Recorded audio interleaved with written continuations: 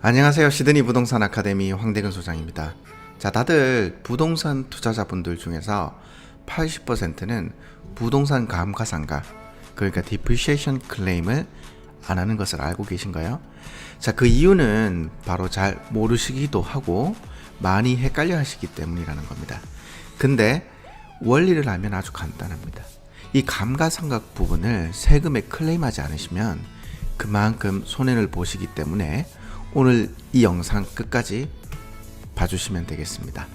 자, 지난 시간에 다루었던 네거티브 기어링 혜택 영상에 이어서 저희가 이제 감가상각의 중요성을 더 자세히 말씀드리기 위해서 오늘은 저희가 이 감가상각, 그러니까 영어라면 depreciation이라고 하죠. 그것에 대해서 조금 더 디테일하게 다루어 보도록 하겠습니다.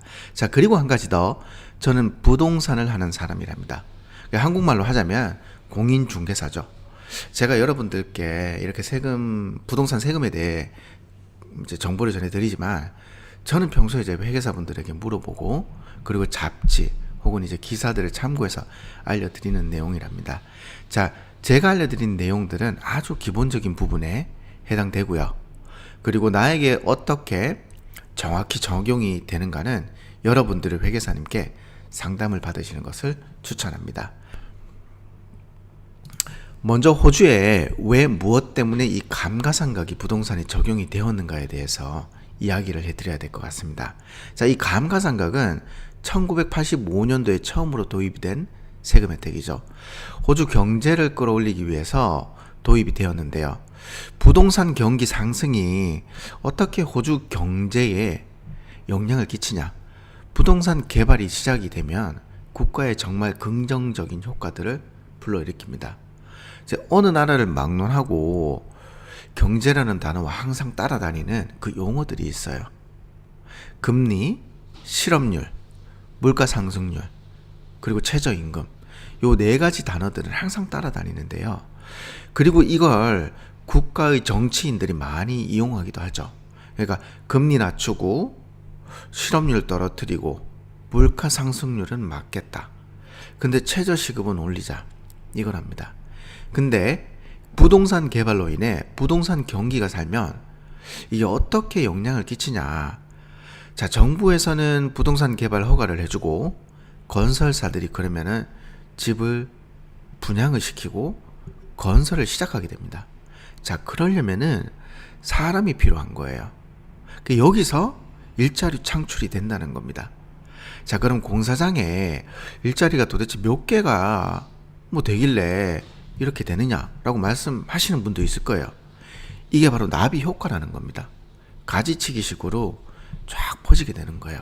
자, 예를 들자면은 거기 일하는 사람들 이제 식사하시고 밥도 먹어야겠죠? 그럼 식당이 산다는 겁니다. 요식업이 살겠죠. 자, 그리고 일을 하러 차 혹은 대중교통을 이용하세요. 자, 그럼 이제 기름도 써야 되고, 그리고 교통비도 들어가고, 그 일 중에 또 그 일부분 중에서는 또 자동차를 사시는 분도 계세요. 그렇다면 제조업이 또 살죠. 제조업에서 일자리가 산다라면은 또 거기서 또 이렇게 또 퍼져나가는 거예요. 그리고 일 열심히 해서 가족분들과 외식도 자주 나가고, 그리고 휴가도 가겠죠. 그러면 이제 관광도 그렇고 또 요식업에서 또 경제가 산다는 겁니다. 그래서 국가는 부동산 개발을 이렇게 지속적으로 하고 부동산 경기를 살려야 국가 경제가 살고, 그리고 국가 경제를 끌어올릴 수 있다는 겁니다. 근데 여기서 부작용도 발생합니다. 뭐냐? 이것이 너무 지속적이면 가격이 너무 상승하게 된다는 것이죠. 그래서 이걸 중간에 꼭 잡아줘야 돼요. 그게 현재 작년부터 호주에 나타나기 시작한 현상인 것 같습니다. 여하튼 말이 좀 길어졌고요. 그래서 이 부분에 대해서는 제가 따로 시간을 잡아서 더 자세하게 한번 더 다뤄보도록 하겠습니다. 자, 그래서 결론은 호주에서 이렇게 투자자들을 끌어들이기 위해서 1985년도에 감가상각 디프리시에이션 베네핏이라고 하는 엄청난 혜택을 도입시켰고요. 현재까지도 이 혜택이 적용되고 있다는 겁니다. 자, 여기까지 영상 잘 따라오고 계신가요? 그렇다면 좋아요, 구독하기 눌러주시면 좋은 영상 만드는 데 도움이 될 것 같습니다. 자, 잠시 후에는 제가 소유하고 있는 부동산 중에 하나인 캔터베리 투베드집 디프리시에이션 감가상각 리포터를 이제 실제 보여드리고 설명을 해드릴 텐데요. 자, 이 리포터를 보시기 전에 저희들이 이제 큰 개념을 잡아두고 시작을 해야 될 것 같습니다. 자, 감가상각의 혜택은 두 가지로 나누어서 구분이 됩니다. 자, 첫 번째는 캐피탈 웍스라고 해서 컨스트럭션 코스트가 됩니다. 자, 이것은 집을 짓는 데 들어가는 콘크리트, 벽돌과 같은 부분들이죠. 그리고 자, 두 번째는 Plant and Equipment라고 해서 보통 이제 appliance라고 하죠.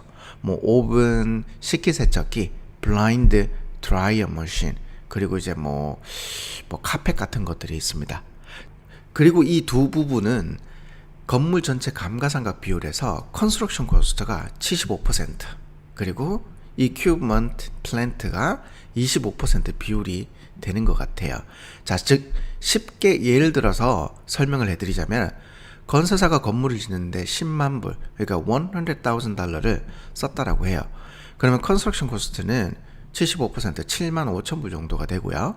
그 다음에 플랜트 앤 이퀴프먼트는 25%로 한 2만 5천 불 정도가 된다는 겁니다. 그래서 네거티브 기어링 혜택, 축손이 뭐 해서 뭐 말이 많죠. 근데 정작 컨스트럭션 코스트는 여전히 큰 비중을 차지하기 때문에 40년간의 감가상각 혜택은 정말 어마어마하다는 겁니다. 그래서 정작 컨스트럭션 코스트는 여전히 큰 비중을 차지하고 축소가 된 플랜트 앤 이퀴프먼트, 그 부분은 25% 정도의 비율이 되지 않기 때문에 40년간의 감가상각 혜택을 봤을 때 이 혜택이 어마어마하다는 것이죠. 자, 그러면 제가 그 실제 감가상각 리포트, 그 디프리시에이션 리포트를 예로 들어서 한번 보여드리도록 할게요. 자, 이 리포터를 보시면은 총 이제 23장 정도로 구성이 되어 있더라고요. 그리고 집 주소가 나와 있고, 그리고 언제 이제 렌트를 줬는지 그런 부분들을 많이 묻기도 해요. 자, 그래서 내려오시면은 이 리포트에서 뭐 여러 가지 용어들에 대한 설명도 간단하게 해줘요. 뭐 예를 들자면은 디프리시에이션 스케줄이 무엇이냐, 그리고 리포트가 어떠하고, 그 다음에 어떤 내용들이 들어가 있고, 그 다음에 어떤 식으로 이 감가상각 혜택을 볼 수 있느냐, 그러한 부분들이 다 적혀 있습니다. 그리고 내려오시면 이제 그 부동산에 대한 디테일이 나오죠. 그 구매한 가격, 그리고 언제 이게 그 완공이 되었고 세틀이 되었는지, 건축 시기도 있습니다. 예. 그리고 내려오시면은 서티파이어라고 해서 이 전문가가 이 리포트를 작성했다라는 게 마크가 찍혀 있어요. 예.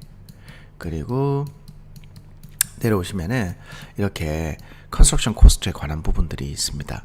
자, 여러분들 집을 건설사가 이제 짓는데 정확히 금액이 얼마가 들고 이런 거 많이 궁금해 하셨죠. 그러니까 얼마를 남기냐, 뭐 그런 부분들도 많이 궁금해 하실 겁니다. 오늘 아마 이거 보시면은 어느 정도 아시게 될 것 같아요. 자, 이 집을 제가 이제 62만 5천이라고 하는 금액을 주고 구매를 했습니다.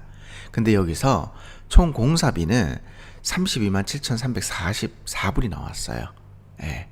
그리고 여기서 저희가 알아야 되는 게 컨스트럭션 코스트는 얼마였고 플랜트 앤 이퀴프먼트는 얼마인지 그걸 알아봐야 되거든요. 그래서 밑으로 내려오시면 빌딩 앤 어라우넌스가 있습니다. 자, 여기 이게 빌딩 컨스트럭션 코스트인데요. 자, 컨스트럭션 코스트는 28만 1,775불이죠. 그리고 또 한 가지 저희가 알아야 되는 게 플랜트 앤 이퀴프먼트입니다. 자, 플랜트 앤 이퀴프먼트는 여기 보시면 있죠. Total installed cost of a plant and equipment 라고 해서 37,400불이 되고요. 그 다음에 여기서 아래쪽에 또 추가가 되는 것들이 있습니다. 바로 lawful item 4,640불 하고요. 그리고 owners inclusion 있죠. 자, 이건 뭐냐, 제가 플라이 스크린을 따로 이제 구매를 했습니다. 그래서 이런 비용들조차도 세금 처리가 된다는 것이죠. 그래서 총 이제 그 건설하는 데 들어간 돈이 32만 7,344죠. 그러면은 여기서 건설사에서 남긴 이유는 62만 5천 불에서 이 건설비를 제외를 시키면은 29만 7천 불 정도가 나와요. 그러니까 이것을 이윤으로 남겼다는 겁니다. 예. 그리고 저희가 감가상각으로 혜택을 보게 되는 금액은 여기 있는 이 금액들을 다 더하게 되면은 32만 4,860달러가 나오더라고요. 그래서 결국은 32만 4,860이라는 이 수치를 40년 동안 만약 제가 소유를 한다면은 이 비용들을 세금에서 합법적으로 다 혜택을 보실 수 있다는 겁니다. 단 제가 렌트를 준 기간에만 혜택이 가능하고요. 내가 집에 들어가서 거주한 그 연도에는 혜택을 받으실 수가 없습니다. 자, 그리고 32만 4,860이라는 수치를 40년 동안 어떠한 방법으로 세금 처리가 되는지 그것에 대해서 한번 알려드리도록 하겠습니다. 자, 첫 번째는 디미니싱 밸류라고 해서 앞에서 이렇게 업프론트로 많이 비용 처리를 하는 방법이 있습니다. 그리고 두 번째는 프라임 밸류라고 해서 비교적 비슷한 수치로 비용 처리하는 방법이랍니다. 그래서 이 디프리시에이션 리포트에는 이 두 가지 수치에 관한 도표가 다 있습니다. 그 수치에 대해서 그 도표에 대해서 제가 한번 보여드리도록 할게요. 자, 왼쪽 화면 보시면은 이것이 디미니싱 밸류라고 해서 첫 해에 그냥 많은 큰 수치들을 털어내는 거예요. 그리고 오른쪽 보시면 이게 프라임 코스트인데, 자, 보시는 것처럼 수치가 디미니싱 밸류에 비해서 균등하게 이렇게 가요. 예, 해마다 털어내는 게. 그래서 이게 어느 방식으로 털어내는 게 더 좋으냐, 만약에 내가 이거 소유를 길게 안 하실 거다라고 계획을 잡으셨다라면은 처음에 이렇게 많이 그 혜택을 보시는 게 좋고요. 그게 아니라 장기적으로 가신다라고 했을 때는 오른쪽에 있는 프라임 코스트로 가시는 게 낫겠죠. 예. 그러면 이제 이어서 또 어떠한 내용들이 있는지 한번 보여드리도록 할게요. 그 다음 페이지 보시면은 이제 더 세분하게 이렇게 내용들이 나와 있어요. 뭐 예를 들자면 에어컨 설치하는 거, 그리고 문, 카페, 그리고 핫 워터 시스템, 이제 뭐 보일러 같은 기능들이죠. 그런 것들 코스트가 어떻게 들어가 있는지 그 내용들이 이렇게 자세하게 있답니다. 예. 그리고 이제 주방에 있는 뭐 쿡탑이라든지 디시워셔, 오븐, 이거를 설치하는데 비용이 얼마 들었느냐. 자, 근데 여기서 한 가지 저도 궁금한 게, 쿡탑이 이제 비용 처리가 이제 1216불이에요. 그리고 디시워셔가 1700이고, 근데 실제로 저희 집에 설치되어 있는 디시워셔가 1700불인 것 같진 않아요. 그러니까 제가 생각하기에는 건설사에서 저희한테 판매하는 금액이 1742불이라는 거고, 건설사가 그 다음에 이게 업체 측에 그 페이한 금액은 여기 나와 있지 않다는 거예요. 그러니까 건설사는 아마 더 저렴하게 산 것 같아요. 그렇다면은 더 크게 이윤을 본 것 같습니다. 제가 봤을 때는. 예. 그리고 이제 론드리, 아웃도어 에셋, 뭐 시큐리티 시스템, 뭐 이런 부분들에 대한 것도 있고요. 그래서 이제 밑에 보시면은 이제 전체적으로 그 이큐먼트 플랜트 코스트가 37,400이라고 하는 금액을 썼다라는 게 나와 있습니다. 그 low valuable 아이템들도 있죠. 4,600불에 관한 거. 그 다음에 여기 보시면 이제 오너 인클루션이 있습니다. 자, 추가적으로 저는 이제 프라이스 스크린을 구매를 했고요. 이거 이외에 다른 비용 뭐 이렇게 쓰신 게 있으면은 업체 측에다 알려주시면 이것도 이제 추가를 하게 될 거예요. 그리고 마지막으로 이제 빌딩 얼로넌스가 있죠. 그리고 이제 이 28만 1,775불이라고 하는 이 금액은 40년 동안 자 2.5%로 균등하게 적용을 받게 되는 겁니다. 예, 이어서 이제 앞에서 알려드렸던 diminishing value에 관한 부분이고, 이제 아래는 이제 prime value에 관한 내용들입니다. 예, 그래서 여기 마지막 페이지네요. 마지막 페이지 보시면은 자 빨간 게 프라임 코스트로 해서 털어내는 방법이고, diminishing value는 이제 앞에서 많이 털어내는 거죠. 그래서 이 수치를 보시면은 그 회색이 더 이렇게 빨간색보다 높죠. 예. 결국은 이제 같은 그 금액의 양이긴 하지만 디미니싱이 앞에서 더 많이 털어준다는 겁니다. 자, 그래서 여기까지 디프리시에이션 리포트 감가상각 리포트에 대해서 제가 알려드렸습니다. 지난 시간에 제가 보내드린 네거티브 기어링 혜택이라는 영상을 보시면 어떻게 세금 혜택이 되는지 그거에 대해서 이제 예를 들어서 설명을 잘 해드렸는데요. 그렇다면 이런 혜택이 장기적으로 보유를 했을 때 나에게 도대체 어떻게 혜택이 되는지 그 부분에 대해서 제가 알려드리도록 할게요. 내가 40년 이 집을 보유한다라는 가정하에 첫 번째 40년 동안 들어오게 되는 렌트비, 그리고 두 번째 감가상각 세금 공제 혜택. 자, 이 감가상각 32만 4,860불이었죠. 이 세금 혜택 공제까지 본다면 이것은 내가 갚아야 하는 대출 이자 기간 있죠. 그걸 7년에서 10년 정도 단축시키는 효과를 가져다 준다는 겁니다.